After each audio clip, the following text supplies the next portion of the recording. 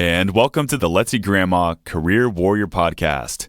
This is part 3 of the More Energy at Work series. My primary goal during this series is to help you feel better at work and take your energy levels up 5 notches on the 10-point scale by the end of the series.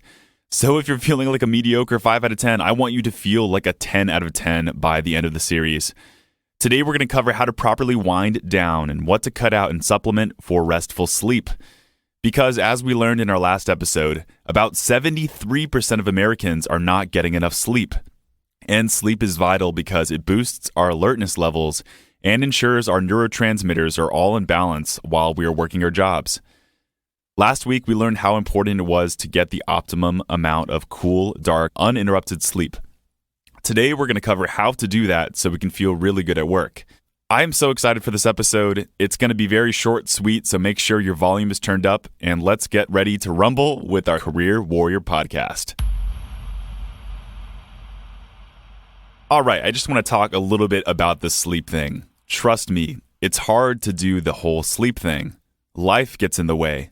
The very things that we're using to improve the quality of our lives, things like technology, alcohol, social media, are sometimes the very things destroying our energy and productiveness at work. So let's go ahead and discuss the most sexy topic in the world and all the history of all the podcasts, moderation and wind down routines.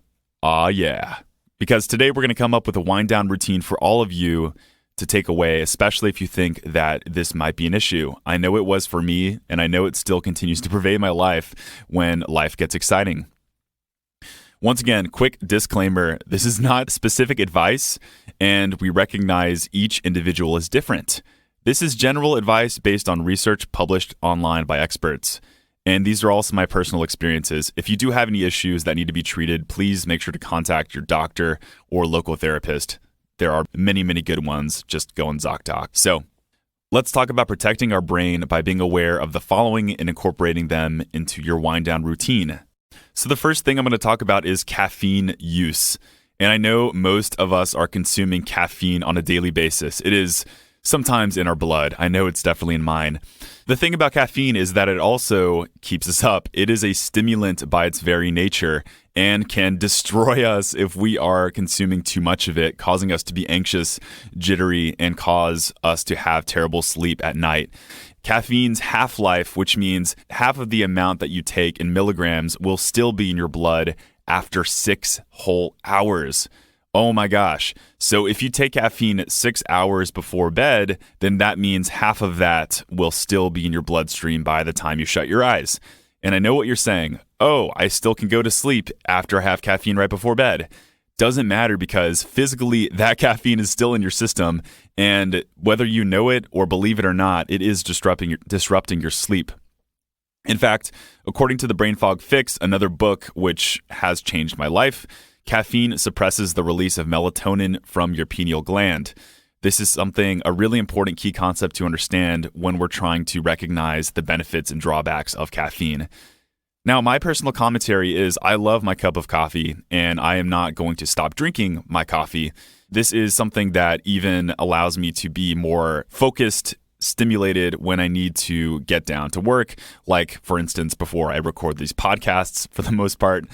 But what I've realized over time is when I do tend to consume caffeine later in the day, it does really screw up my sleep, like bad. And when I start to consume more and more caffeine, it does cause me to have more anxiety and just in general be more of a nervous Nelly, which is counterproductive to this whole career warrior thing. So that's my personal commentary on caffeine. What I found is, and this may be helpful for all of you, find a budget. Perhaps start at 2 cups of coffee per day. I don't know what that's 200 milligrams, and go up or down based on what you think you can do or what you would like to do. If you go up and you find that 3 cups of coffee generally is too much for you, dial that down and make that a part of your routine. Don't deviate like I know a lot of us are doing, because what's going to happen is life gets in the way. You're going to be tired the day before. You're going to need that extra boost of energy, and you're going to compensate by using the bandage of caffeine. So that 2 cups of coffee turns to 3 to 4. No. Stop right there because you gave yourself the optimum amount for you to keep your energy prime. That's what I'd recommend. The other thing I recommend all of us do is give ourselves, like we give ourselves a bedtime generally, give ourselves a cutoff time for caffeine. For me, it's generally 2 o'clock in the afternoon because I know that caffeine is going to stay in my bloodstream long afterwards. This sounds crazy, this sounds obsessive, but I'm telling all of you, this may be one of the reasons why you're not getting good sleep at night. Caffeine. Moderate. Next, we're going to talk about the most exciting topic, which is alcohol. Where are my alcoholics at? Just kidding. That's messed up. Alcohol is something that we should especially reduce before bedtime. Does this sound like any of you? You drink several cups of coffee during the day because you have meeting after meeting that you just have to get through. And by the end of the day, you're just so stressed out and wound up that you need some wine. So you have glass after glass until you realize that you've drunk a whole bottle before bed. Believe it or not, this happens to a lot of us, and this is probably one of the worst things we can do for our health. And I'm going to talk specifically about the implications of alcohol on sleep. And this is from the National Sleep Foundation. If you want more information, go to sleepfoundation.org. In this article, they talk about how it interrupts circadian rhythms. It says, while you may fall asleep quickly after drinking, it's also common to wake up in the middle of the night. One explanation is that alcohol may affect the normal production of chemicals in the body that trigger sleepiness while you've been awake for a long time and subside once you've had enough sleep. The article also says that drinking alcohol before bed is linked with more slow-wave sleep patterns called delta activity. That's the kind of deep sleep that allows for memory formation and learning. But at the same time, another type of brain pattern, alpha activity, is actually turned on. Alpha activity doesn't usually happen during sleep, and this is where the problem is, but rather when you're resting quietly. Together, the alpha and delta activity in the brain after drinking may inhibit restorative sleep. And I'll just offer my personal commentary here. I've experienced with that occasional nightcap or two, in fact, probably way more than I should have. And I do agree, it is easier to fall asleep. I do feel drowsy after that drink, and it does calm me and relax me enough. However, without fail, I have always woken up in the middle of the night, or in general, I've woken up the next day and not have felt my best self. And this is because of that delta alpha wave mix here that's causing troubles and interrupting circadian rhythms. I know this is a tough one for a lot of us to battle, especially after attending events, and most of our culture does like to enjoy drinks at night. This is right as our body should be winding down. So if you're really trying to be a warrior to optimize your energy, I would recommend, like in the same way that we gave ourselves a caffeine stop time, give yourself that same alcohol stop time. According to a Huffington Post article, they recommend making sure that you are at a 0.04 blood alcohol level before bed. But, I mean, really, who breathalyzes themselves before bed? What I'd recommend is just making sure to have a few drinks maximum, so 2-3 drinks maximum, a few hours before bed. This may even not be enough because that blood alcohol level could still be more than a 0.04. Usually this is something that you'd probably have to experiment with, but for me, I try to cut it off right around 8:30, keyword try, and this is because I know by the time that my head hits the pillow that I will have my alcohol levels down completely so that I can get good restorative sleep. Ladies and gentlemen, this is backed by science, and I cannot emphasize this enough. If you think alcohol might be something that is stopping you from getting good restful sleep at night, maybe try cutting it out completely, because you never know. I mean, one time I cut it out completely for several months and I couldn't explain to you what a difference it made. So this is something that you may want to try, but at bare minimum, I recommend moderation because this is going to help us all be more productive. All right, a next equally important topic is light and social media. Those two go hand in hand, and this one blew my mind because, I mean, we all know about caffeine. We all know about alcohol. Hopefully the last 5 minutes, I actually could inspire you to make sure to take those things into moderation. But this one in particular with social media and light, I had no idea how much it affected my sleep and levels of stress, cortisol levels. In fact, one thing we mentioned in our last episode was your relationship with light is key for optimizing melatonin production. So in the Brain Fog Fix, they recommend getting light first thing in the morning to increase your levels of vitamin D and also to just wake yourself up. Your body responds naturally to that and wakes up because this is how we are as humans. This is how our bodies physically work. But in the same way, needing to make sure that we don't stimulate ourselves by the increased intake of blue light, especially before bedtime. So getting light first thing in the morning and making sure to stop looking at our screens several hours before bed, because that's one thing that's really holding a lot of us back. To talk about social media in general, I consider it personally a stimulant. I know scientifically that's not correct, but I do know that after spending hours at a time of looking at my screen, I do feel wound up. And there is a reason for this. I decided to look even deeper into why our screens and especially social media is stressing us out.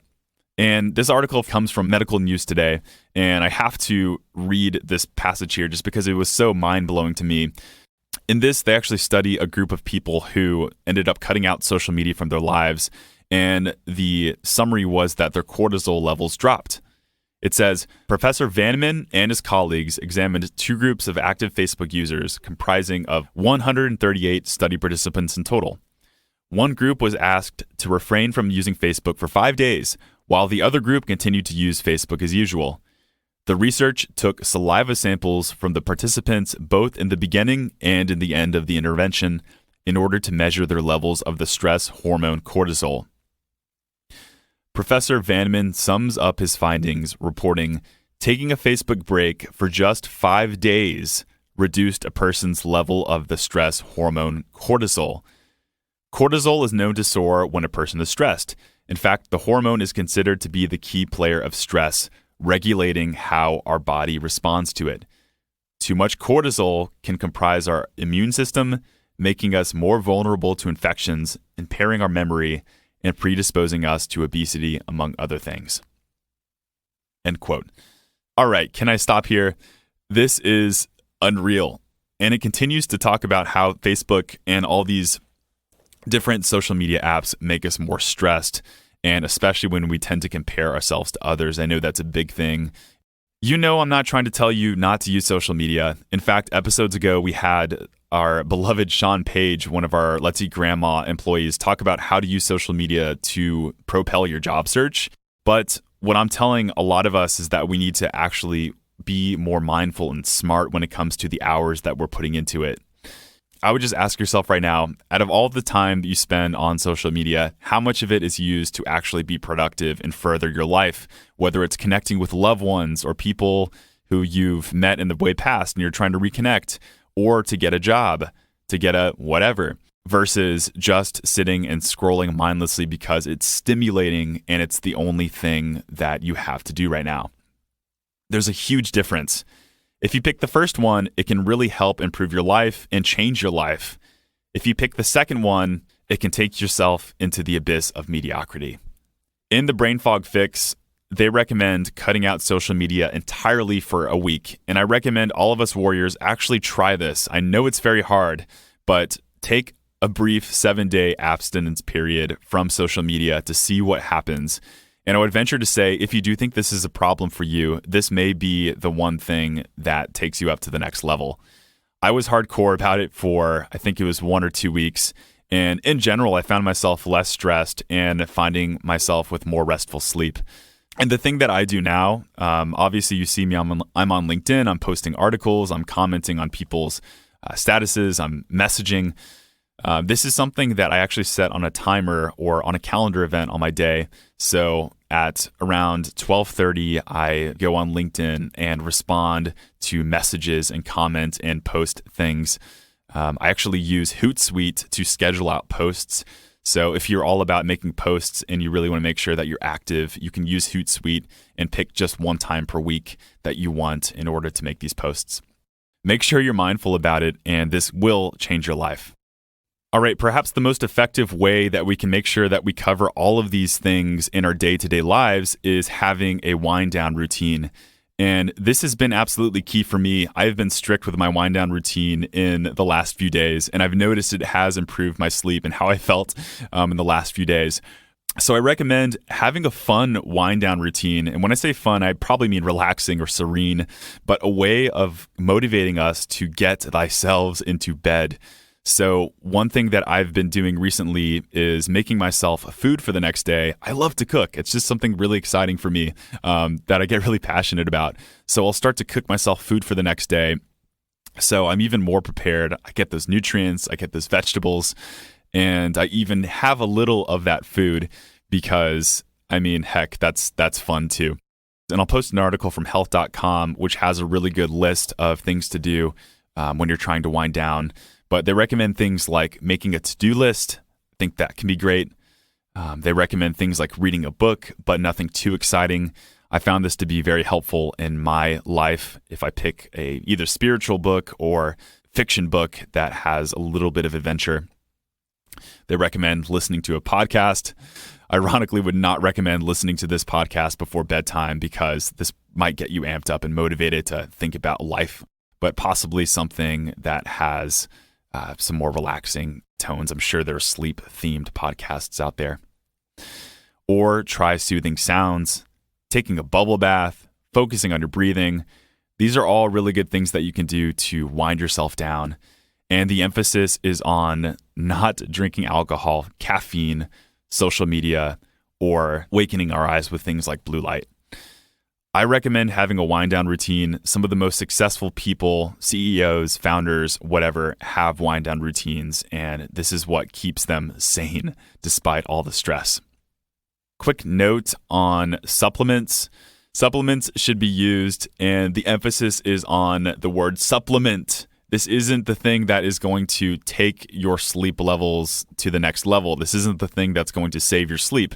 This is something to help in addition to the principles that I've mentioned in the past. So melatonin is a really good one. This is something that you can actually take to increase your levels of melatonin, that hormone we talked about. The problem with melatonin is a lot of the doses that are given from these manufacturers are way too large for most of us, and they can actually leave us feeling worse the next day. And melatonin, by taking too much of it, it can actually decrease your capacity to produce melatonin naturally. So I recommend using melatonin for one-off situations, such as when you're trying to get back in the habit of going to bed on time, or perhaps if you have jet lag, if you're traveling and you're not used to falling asleep at a certain time. This could be very effective. But do your research on melatonin. This is something that's helped me in the past, but also something that has destroyed my energy the next day when it's just not working out. Another one that I love are teas. There are some really good teas out there that I don't know what it is. I don't know if it's placebo or whatever, but I have just totally crashed and had the best night's sleep after having some of these teas. A really good one that I've tried as per recommendation of the Model Health Show, it is the Four Sigmatic mushroom coffee. The mushroom tea. This is the reishi. Apparently reishi has been used for millennia to help people get restful sleep at night. And this is something that I tried a few times, and I've noticed it is a little expensive, not going to lie. But the times I've done it, the times I've needed it, I have just passed out and just have stayed asleep, especially when I combine that with that warm bath at night to just relax the muscles. Try these things out. Let me know how it goes. I am just so excited to hear about how this can potentially change some lives out here. So send me a request on LinkedIn. I'm Chris Villanueva, CPRW. Let me know how your challenge is going. And don't forget to write down how you're feeling on a scale of 1 to 10. And if you're not feeling good, if it's taking some time to get yourself up to that level, I highly recommend being patient with it. Sometimes it takes a week or two to really notice the benefits of some of these things. I know that if you keep up with it, you're going to start feeling better and your life is going to improve. So excited to hear about your next ventures here, and we'll keep in touch. Make sure to hit that subscribe button, especially if you want more job search or career-related advice here. And we'll see you next time. And for more on your job search, make sure to check out letseatgrandma.com. That's where you can find our blog, where we post the podcast show notes and so many more articles that will help you in your job search. You can also check out our resume services if you are interested in getting your resume professionally reworked. And please make sure to show us some love by jumping onto iTunes and leaving us a rating. The support from my fellow warriors will show the world how great this podcast is and help other people in their job search. Pay it forward. Thanks, guys, for being true warriors, and thank you for tuning in. I'll see you next week.